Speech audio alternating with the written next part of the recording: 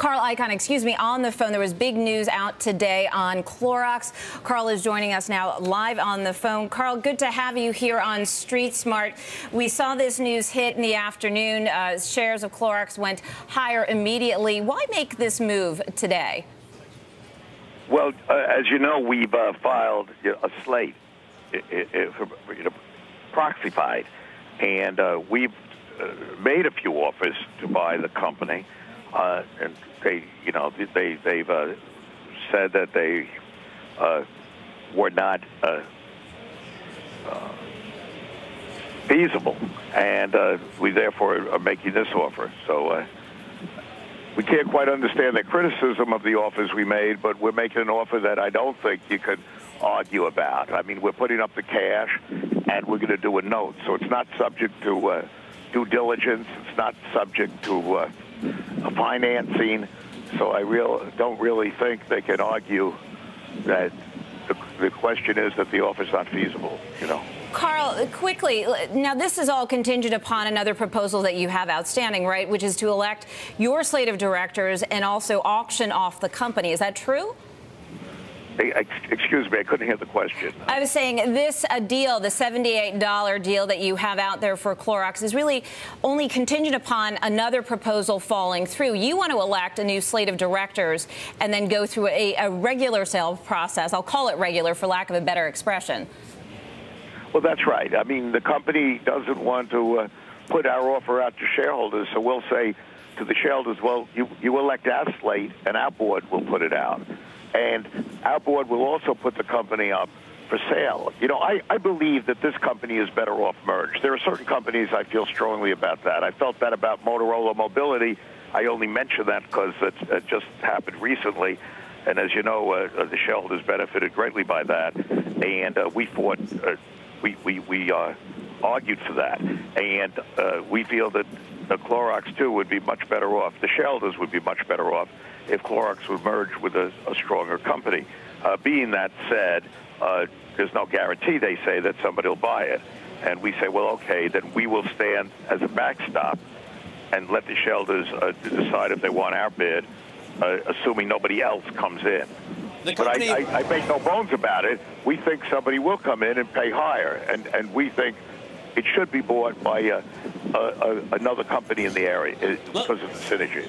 Let me ask you, Carl, do you think it should be bought as a whole? And then how much do you think it's actually worth? If you're going to pay $78 a share, how much do you think it's really worth? I really, the lawyers would have a fit if I started going into that. So I'm not going to go into that at this point. But obviously, if I'm paying $78, I think it's worth more.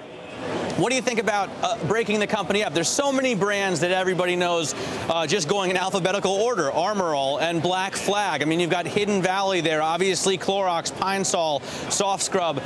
Would you break up the business? Could you see selling chunks of it after you acquire it?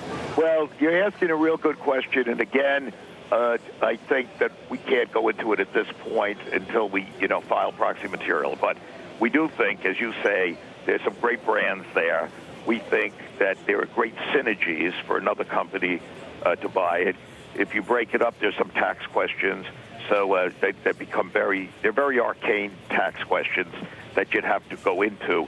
But I hear you. I hear you, and believe me, it's under consideration from our point of view.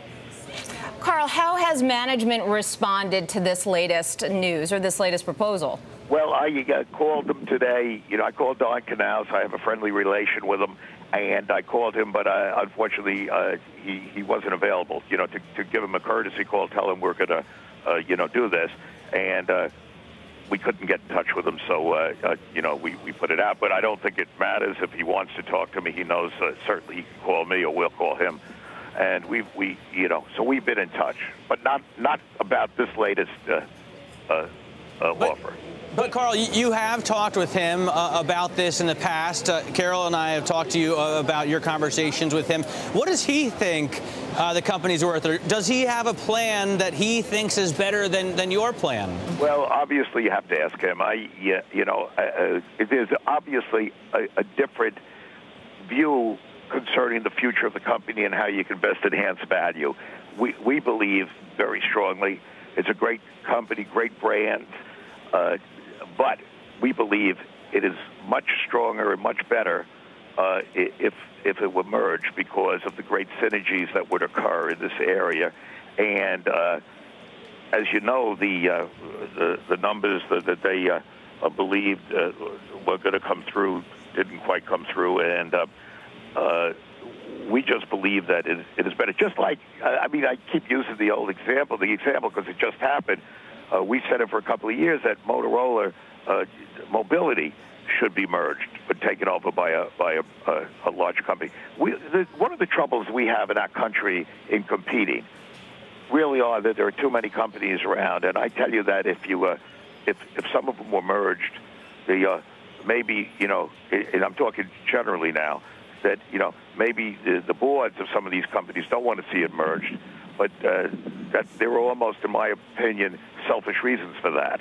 But that if you did merge these companies, the irony would be we become much more competitive in this country, and the irony would be you'd have more jobs for the rank and file, although some very top guys might be out.